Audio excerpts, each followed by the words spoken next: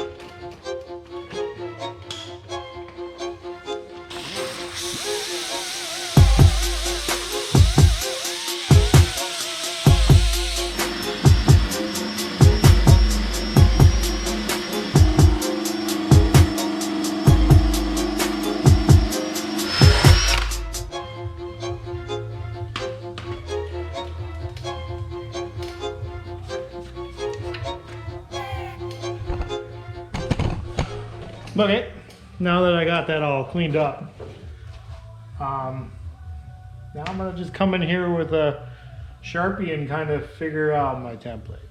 And I'm kind of go back on what I said before, where I'm not gonna come up and go around. I'm just gonna do by one big square plate.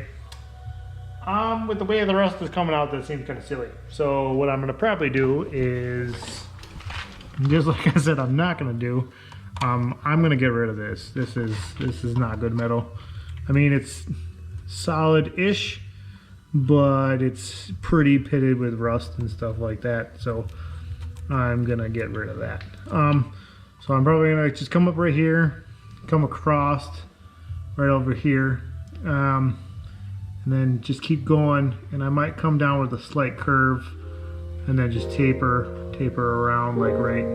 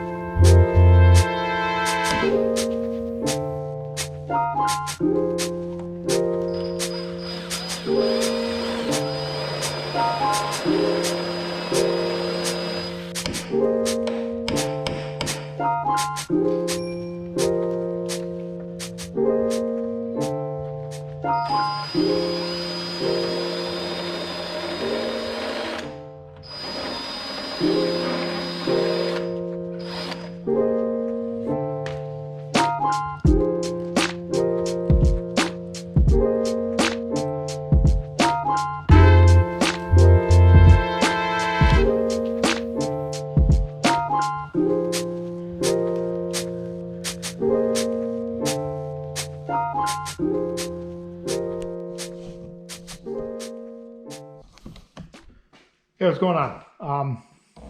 Did both sides because would look like surface rust like usual.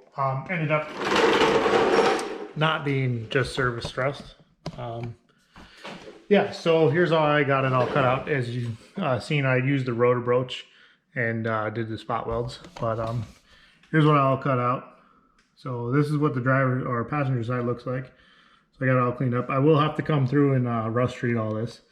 So that'll have to be a thing because it's also running up here, rust. But on this side, I haven't done it yet, but on the other side, oh, I also cut off the heat shield tabs because there's 2 right here and there's 3 right here. I'm not going to need either one of those. And then the rest of the stuff on the firewall, I'm not really sure what I need to cut off for that yet because I know there's a couple of grounds for the engine that go to the firewall. And then here's the driver's side. Sorry for the noise for my little butt scooter. But here, I took out all the seam sealer, which they absolutely shove a bunch of seam sealer in here to just seal this little seam right in here. And that's really funny because like when they sealed the seam, like the whole blob was over here on this right side. And then finally over here, then it went over and then started covering this actual seam. So I'm not really sure how I'm going to tackle this and what I'm going to do with it, whether I'm going to actually cut this lip back and re-weld it, or I'm going to leave the lip and then just rust treat it, like because there's a couple of spots of rust where there was no seam sealer, right here, and right here, just these 3 spots. And then come back here and then actually just do seam sealer with my finger and just actually nicely put it in here with the seam sealer after I repatch this. So again, all I did was the spot welds. Take my rotor broach. That's what this is. All it is you center punch it and then put this little tip in there, and then that is spring loaded. That centers this, and then that just cuts it, and then it just pops right off. So I'll go through, rust treat this, get all that good to go, and then make my pieces and get those back in there and weld them. I guess we'll just keep hammering on the Dakota, and maybe by 2021 Nats, I can have this thing ready to go, or I can take my other car that I haven't shown you guys yet. But I will tell you it's one of my top 3 favorite cars, or dream cars, I should say. And my other 2 cars aren't really obtainable. I would say, well, I wouldn't say, but I'll just tell you my first 2 cars. My number 1 dream car is a plum crazy purple AAR Cuda 1970 with obviously a modern drivetrain in it because I don't want a 340 and all that kind of stuff. I like modern suspension, modern engines, all that kind of stuff. And then my number 2, so that's unobtainable. And then my number 2 is a 2nd gen Viper. The blue with the white stripes. That's my number 2. And then my number 3, that would be sitting right out there.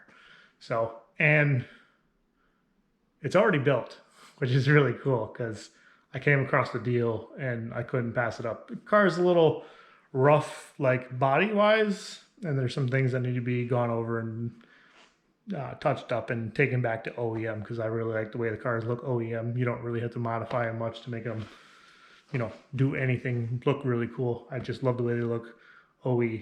So that's going to be a thing. I'm not sure if I'll show it to you guys in the next video or if I'll wait a couple videos or whatever the hell I feel like doing. But I'm rambling again, and we'll close out this video, see how it ends out. And I'll see you guys in the next one when we actually make the patch panels for the Dakota. So until then, I'll see you guys later, and peace out.